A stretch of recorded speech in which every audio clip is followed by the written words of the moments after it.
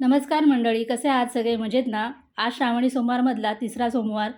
आज रक्षाबंधन आणि नारळी पौर्णिमासुद्धा आहे. तर तुम्हाला रक्षाबंधन आणि नारळी पौर्णिमेच्या सगळ्यांना खूप खूप शुभेच्छा.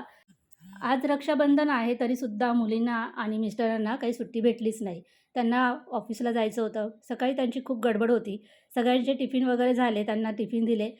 सगळे ऑफिसला गेल्यानंतर मग मी स्वतःची तयारी केली आणि मग मंदिरात आले. आज शिवामूठ म्हणून मूग व्हायचे होते, तर मूगसुद्धा घेऊन आले. प्रसाद म्हणून केळी आणली होती. छानपैकी दर्शन झालं. मंदिरात आल्यानंतर खूप प्रसन्न वाटतं.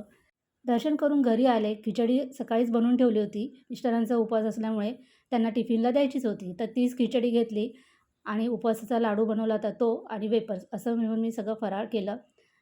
काल रविवार होता तर सगळी दळणं मी दळून आणली होती. तर सगळी पिठं मला चाळून ती व्यवस्थित डब्यामध्ये भरून ठेवायची होती. आता पुन्हा भेटूया पुढच्या व्लॉगमध्ये. तोपर्यंत बाय बाय.